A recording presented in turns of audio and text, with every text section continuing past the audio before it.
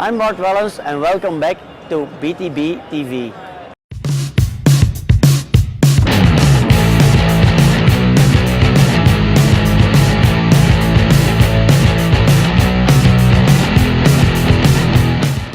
Jeremy Powers, been waiting to get you in this seat, man. Crosstalk. Let's go back to the beginning. Everyone knows, they don't know you per se, but they know a lot about you. Your face is on a lot of videos, a lot of pictures. Not a lot of people know before you were big time. Take me back to Connecticut. Take me back to the early days. When did you find cycling and how did that come about? I found cycling when I was young. A lot of people know I had a lot of energy. I was pretty much a ADD, ADHD poster boy. My mom tells stories of crying in the shower. So I was doing tons of school sports. I was basically doing everything from soccer to baseball to football and running. I was doing every single sport to just keep my craziness at bay. And I picked up the bike. I know I had a bike with training wheels, but I really remember stealing my dad's mountain bike. And I got into it that way when I was like 11 or 12. And there were a lot of kids riding in town, and it pretty much took off from there. It was immediately something that I loved. Were you in, a lot of people, they've done other sports and they were different levels of good at it. Were you a great athlete in general, or did cycling open up your eyes to like, oh, this is something I'm really good at? I was a good baseball player. Yeah, I love baseball. My grandfather played baseball pretty seriously, and we did a lot of work in baseball. I went to a lot of baseball camps, but I always rode my bike to all those practices. That was the thing that I think would be interesting. Is like I would go to baseball practice, I would ride there. I would go to football practice with all the pads on, and I would ride there. I would go to soccer, I would ride there with the cleats and everything. But it was just, for me, it was dually a sense of freedom and being able to do whatever I wanted and kind of go where I wanted as well, and also a really good way for me to just kind of freak out on the bike, just go as hard as I could and get rid of that energy and be able to just sleep at night.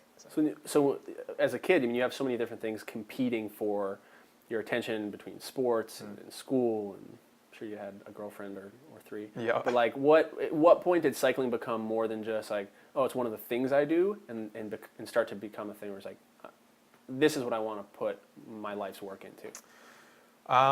I don't know. I've said this story a bunch of times, and I don't know the exact moment, but the thing that started when it was racing was because I'd said that there were so many kids riding. I mean, I'm talking about a group of 20 to 30 people were mountain biking in town, and we had a connection of trails that were awesome.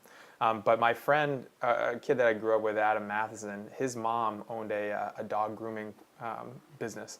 And Tom Danielson's mom brought in her dog to be groomed, and was telling Adam's mom that Tom had started doing this racing thing, and kind of like turned the light bulb on for a bunch of us, because then Adam raced, and I remember that moment being like, you could race? There's races for this? Yeah. And that whole thing started with the competition. That's, you see it, it's just, this is how life goes, but you started to see like, okay, now Adam's racing, now Jason's racing, now Justin's racing, Jordan, these guys are all racing. I gotta get my race game on. And then it started with, that guy got clipless pedals, that guy got suspension, that guy got the anodized stem, and then it was, I gotta get the anodized stem, and then it was like, I gotta work to get the anodized stem, these guys got a coach. So that's mountain bike racing. Yeah. Early on. I mean, we're just skipping through years here, but a cross bike is even people who race bikes, it takes them years sometimes, if ever, to find cyclocross as a sport. How soon did you find that, and how soon did you know that was your favorite part of cycling? My mom got pretty into it because it was definitely the key to my getting out that energy. And we found a coach, Tom Masterson. He runs a camp called Coyote Hill Mountain Bike Camp up in Vermont. Tom kind of took me under his wing and started coaching me. He went to the World Championships for cyclocross. I remember sitting in his little den at his place up in Vermont, and him saying that he had focused so much on cycling and cyclocross his whole life, and that the one thing he regretted was getting to the World Championships and then not having trained so much. The goal was just to get there. Right. And I remember being like, wow, and he had brought in like Andy Bishop and just all these really great guys, and they were all doing cyclocross. And I thought that might be something that I was interested in. And that's how I first got exposed to it, was through that mountain bike camp. And then later, he stopped coaching, and Adam Meyerson became my second coach. And he obviously, you guys know his story, he's very much into cyclocross. And so you're in New England. Yeah. I remember the first races that we did, all of us in town, when we started to get all this stuff with Tom Masterson and Meyerson and New England and cyclocross kind of coming up. No one had cross bikes. We just put really skinny, like 1.2 tires on our mountain bikes, or we put really thin tires on our road bikes, and we went out and did it, and just ran just to stay warm and just did it. It was, yeah. So let's skip right ahead to now. I mean, people know a lot about just from that point and the teams you were on and the success and the not success that you've had throughout the years. Interesting thing you said about Tom, about gets to the World Championships and regretted that he hadn't put more into it. And for a lot of people, I think that's definitely a thing. It's like, whether it's the World Championships or I just want to get on that team, or I just want to make it to the podium or something like that. You're at the point now in your career where, if you haven't read, you just gave up the road bike. Yeah. You are a full-time cyclocross racer. Yes. You are in the peak of your career. I mean, this is the moment that you have worked so hard for to get to this point. I just want to know where you're at mentally. Are you where you want to be right now? Have you exceeded every expectation you ever had? Are you still super hungry for something that you haven't yet reached? Most of my goals now definitely lay in Europe. I have to toe the line in Europe to reach the rest of my goals. I've won and done just about everything that I want to do in the United States in terms of goals that I've set for myself, and so continuing to hit those goals, continuing to win the races that I want to win, are definitely important to me still. And I don't ever want to turn my back on U.S. racing, because I love being here, and I think the sport has a massive opportunity to grow and to become very, very popular here. And I see it as the gateway to kids getting involved in the sport. I think it's really key that a parent could take their kid to the park and see their son or daughter ride around in a circle for 7 or 8 minutes. And so if I can help grow the sport and take it to that next level through my racing, then I definitely want to do that. For my goals specifically and where I'm at, I'm happy with where I'm at. It's not been perfect. There's been a lot going on in my life, obviously, with this project and with some training and some illness or crash here or that. But overall, I still have a plan. I would like to try to win nationals. I mean, that's always a goal for me. And then, I want to have a strong end of the season. I've typically come up short in January and February, and this is my opportunity to really train super deep. I don't have to think about any of my road, stuff in March or April. And yeah, there's a big opportunity for me to really focus in now on cyclocross and say, hey, listen, I am a cyclocross racer, and I make a living racing cyclocross, and that's all I do. These other sports are for training, and these other disciplines, are for training. And I'm 100%, there's no excuses. There's not, I have to, make more money to race on the road. I have, this obligation here. I have this sponsor set that I have to go to there. It's 100% I'm a pro cyclocross racer. 2 years ago, you dominated. You won everything, including nationals. Last year, you dominated again. You still won almost everything. You had great European results, but you didn't do it at the national championships, and you didn't do it at the world championships. And that's been well talked about, and especially coming into this year, you've said over and over again how that that all those other races only matter so much, but for you, at least the biggest change you were making was to be prepared for that part of the season. Here we are now. I mean, we just sort of finished what is essentially the North American season. We still have nationals coming up. Do you feel like it's paid off? Looking at how you feel today versus 12 months ago, are you in a position to capitalize on these important races coming up? Yeah, it's hard to say. Sometimes things get variable. You can't control everything. That's been one of my biggest problems throughout pretty much life. Is this control aspect? I'm not like a control maniac, but yes, I like to. Yes, he is. I like to try to understand exactly where I'm at. Yeah. So I really, between Al and I and all the group of people that I work with, there's a ton of people that I bounce questions off of. What do you think of this? What do you think of that? And we're always trying to really push that limit. I did feel like for a while that I got I was just like, okay, I'm racing and I'm winning and everything's fine. And I definitely stepped back on my training so that I could put a larger load now so that I could go through February. And I believe that the guys that have been riding faster and have gone well. They're good riders, and they came up quickly. And so if you look at the results, I still won almost every weekend. I didn't win the biggest races, but I was still able to win every weekend. So I stayed the same. Those guys got better, and that's just what happened. Is Jeremy Powers the best cyclocross racer in the United States? I would never say that about myself. I think it's definitely that's too far for me. Yeah. To say something like that. But I think there is, because there's years there. Jonathan Page was the best cyclocross racer from the United Sure. States for a number of years. If there was a while there where Ryan was clearly the best guy, he won everything. There was a year that you were clearly the best guy, you won everything. Part of the beauty, at least as a fan for the sport, is we have so many guys that are so close every weekend. Yeah. And there's definitely been different guys. Tim just won Bend, and you've won a bunch of races, and Ryan's won races now. Not one of you feels like you're that much ahead. Is that the case? Sure. I mean, right. My goal is to try to dominate at the end of this season. Is to try to win nationals and to do a strong Worlds. I mean, I think that's important, and whatever happens after Worlds, I think will be a bonus for me. I'm right now currently planning a trip to stay in Europe, possibly, see where my head's at, see how I'm feeling, see how things go within this next couple of weeks in this build and whatnot. But I'm planning on staying in Europe and racing the end of the season there. To say that, I think it's important that U.S. cyclocross has a lot of winners. Ryan's winning, Tim's winning, Ben Burden's winning, Jeremy's winning. Last weekend, in Sterling LA weekend, we had 4 races, 4 different winners. Yeah. I think that's big. I feel like I have contributed to that in some way with Duran. I think Ben has stayed very consistent, and he's been able to pull off wins. Tim's been able to win. Ryan's been able to win. I think that's an exciting time in U.S. cyclocross where we have this.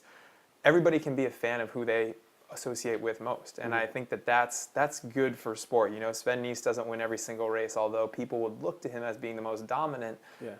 But this is a high-level sport. There's a lot of people training, and there's a lot of guys that are hungry. It's only impressive if you're beating someone who's impressive. That's right. And so I think it's really good for the sport, and I think it's a great time to be in cyclocross, and I think that I think we have something very healthy here. So, no matter what you do in January and February of this season, you don't need to prove anything to anyone. You've had great European results. You've had great.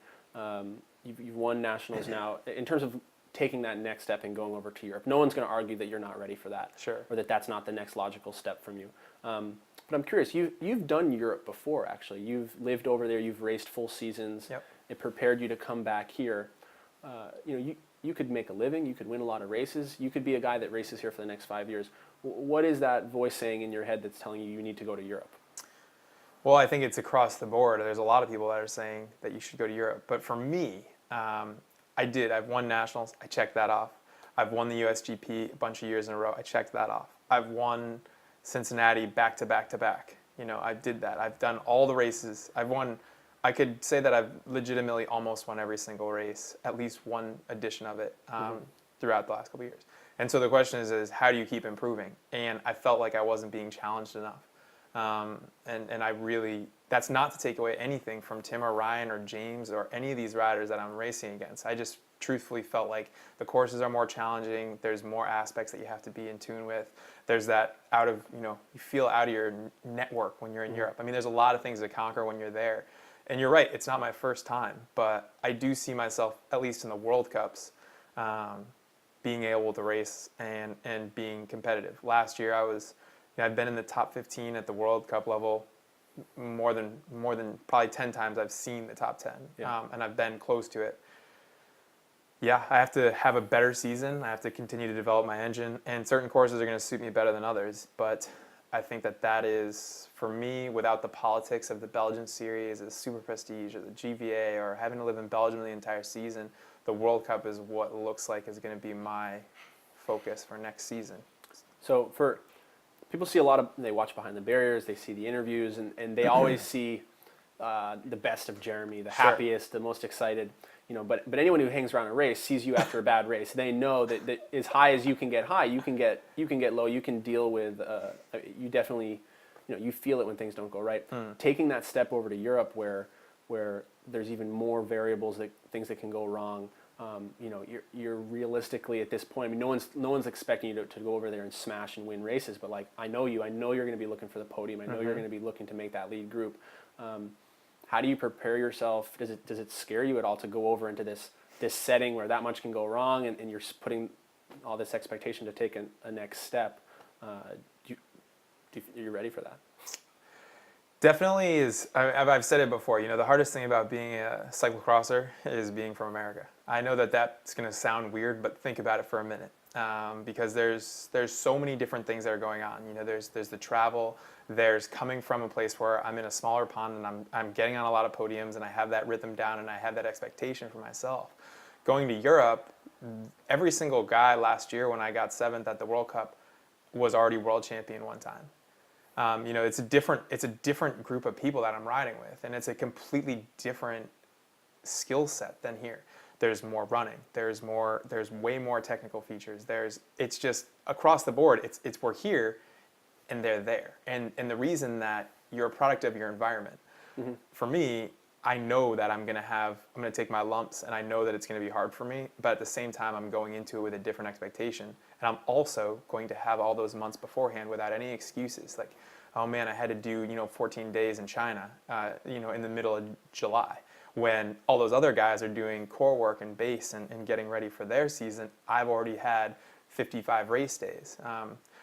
I expect more from myself. Will I put the world on my shoulders? No. I'm gonna try to stay consistent. I'm gonna try to have a couple good rides on the courses that suit me well, and I'm gonna put my eggs in that basket. I think that I look at it as, if I don't do it now, when will I do it? And I think that there's something to be said for saying that you could do it, and also focus on some racing here. I don't want to turn my back completely on U.S. racing. There will be some trips back and forth, and I would definitely model it around the Katie Compton model. She's definitely tired at the end of cross season, but it's because she races here and she has this, she has a connection to home, and she definitely lets the fans that are here see her race against the best in America. But then she also goes over and does the World Cups. I don't expect that I'll be as successful as she is winning. She wins almost every race she enters at this point, but I do think that there is a place for me to have both, and that's what I'm going to attempt. What's your ceiling as a bike racer? Are there rainbow stripes in your future? Is there a podium in your future? When you're looking at progressing, you're not old, but you're not young. You're right in the middle here. What's that last goal that you need to check off? Definitely want to podium a World Cup. I mean, if I could podium a World Cup, the thing is if they always say in bike racing, if you can see the podium, then you can be on the podium, because only one or two things has to happen. And last year, there were some races that suited me. There were some things that happened. I could go through every single one of them and make it for a boring interview. But I know where I was at. I know what the lap times were. I know how close that I was. Last year was not by any means I wasn't, there was a place to go for me last year that was here. Mm-hmm. I was trying to do way too many things. The hardest thing for Jeremy Powers to do is to just focus on one thing. You heard that throughout if you've watched Behind the Barriers, if you know me, then just focusing on cycling is actually hard. I can be hyper focused on one thing, but for me to not, hang out with my friends, or to go and do that extra, DJ night, or to go and create an entire media company with like 5. Yeah, exactly. Right. But that's the thing, is that for me, if I just do what I'm saying I'm going to do, and I focus on that World Cup level, and I get to that thing, I think I have a chance. Is it going to be easy? No. These guys have big motors, and I know who I'm going against. But when you've been on Sven Nyss's wheel, when you've been racing in the same group with Niels Albert, and I've legitimately been on the podium with these guys at different races. Yeah, okay, maybe the best guys weren't at Vegas or at Cincinnati, but I've raced and I've seen them, and I know what that feeling's like. I've literally walked myself through what sitting on Sven Nyss's wheel is like. I understand that this is the best guy, and everybody always wants the king's head, so got to shoot for the stars and see what we come up with. Thank you for sitting down with us. I am as excited as I know everybody watching this is to watch things play out both this season and beyond. Thanks, Jeremy. Thank you.